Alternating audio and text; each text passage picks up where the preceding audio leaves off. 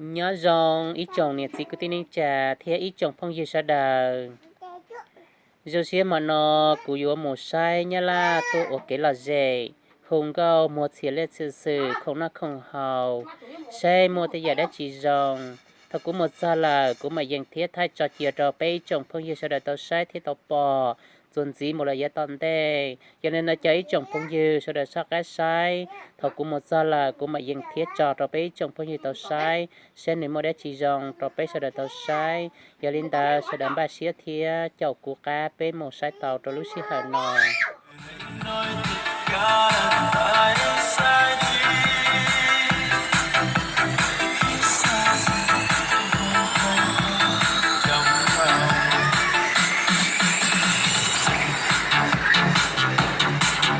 Dạ con nhảy luôn My ơi.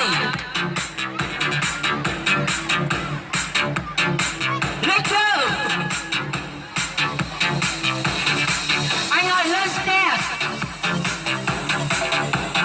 Hey. Oh.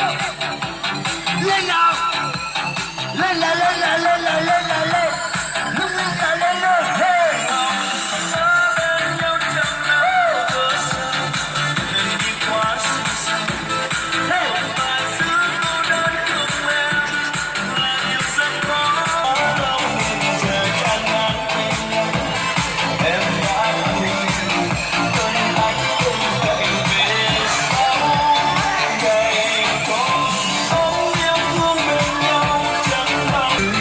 Và ngay từ bây giờ những chiếc vé đầu tiên xin được phục vụ cho toàn thể quý vị.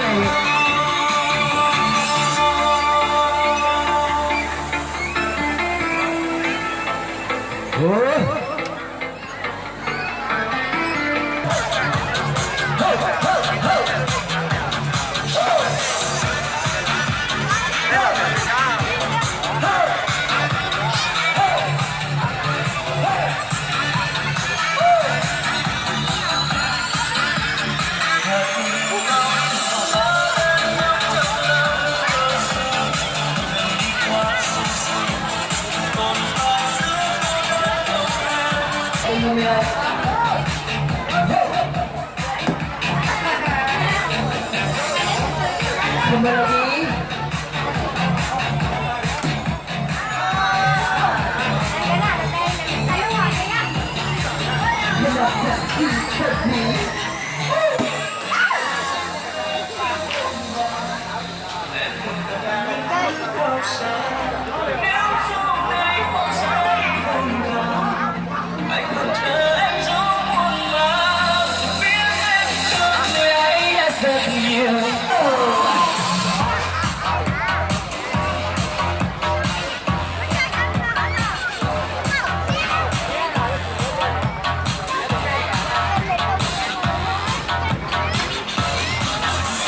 Và vị trí người ơi, và bây giờ chúng em gửi bạn video lên với tầm tay quý vị nha.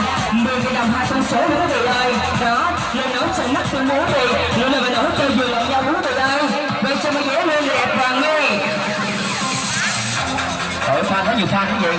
Fan của ai đây? Thanh Thanh, Khánh Ngọc hay là người đẹp Hoàng My? Ai đây? Cùng cho bên trong video và cùng ủng hộ sẽ có những trò chơi bên tay của tay bên dưới.